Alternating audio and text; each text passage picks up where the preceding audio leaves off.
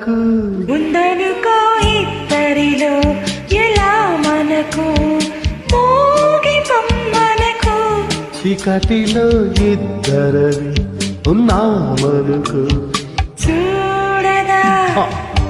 సహించని వెన్నెలా